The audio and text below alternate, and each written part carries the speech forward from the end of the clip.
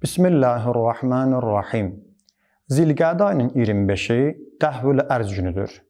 Əvvəlcə Dəhvül Ərz günü haqqında məlumat verək. Dəhvül Ərz, yəni yerin üzə çıxdığı gün. Həmin gün yer üzərində torpaq ilk dəfə olaraq suyun altından üzə çıxmışdır və yayılmışdır. Dəhvül Ərz də elə bu mənadadır. Torpaq ərazisi həmin gün suyun altından üzə çıxıb və tədricən torpaq genişlənməyə başlayıb və yer kürəsi bizim bugünkü günümüzdə olan formasını almışdır. Amma dini baxımından, mənəvi baxımından Dəhvül Ərz nə gündür?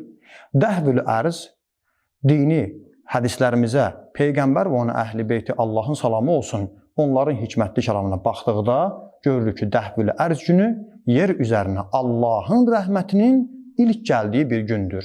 Allahın rəhməti yer üzərinə ilk dəfə həmin gün gəlmişdir.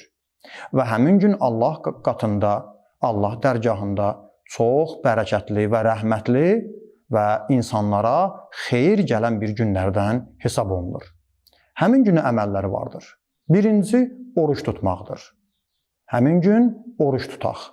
Birinci imamımız Əmir əl-Müminin əleyhissalam həmin gün haqqında, oruç tutmaq haqqında belə buyurur. İlk rəhmət göylərdən yerə Zilqədə ayının 25-i nazil olmuşdur. Buna görə də hər kim bu günü oruç tutarsa və bu günün gecəsini ibadətlə məşğul olarsa, 100 ilin ibadətinin savabını əldə edər. Bu, oruç tutmaqla bağlı.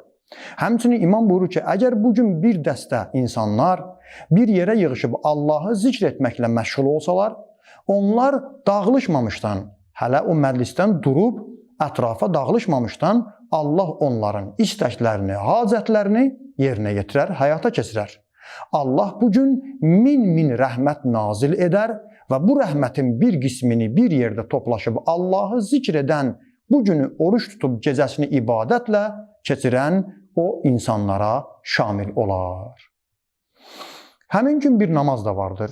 O namazı diqqətinizə çatdırıram. Günün əvvəlində, yəni günəş bir balaca qalxdıqdan sonra, günəş yuxarı qalxdıqdan sonra 2 rükət namaz qılınır. Həmin namaz müstəhəbdir.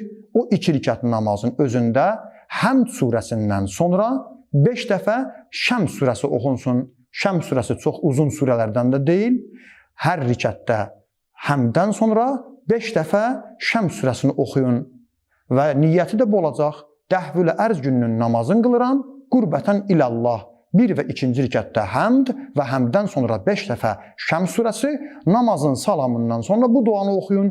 La havlə və la quvvətə illə billahil aliyyil azim. Ya muqiləl əsərat, əqilni əsrəti. Ya mucibəd də'vat, əcib də'vəti.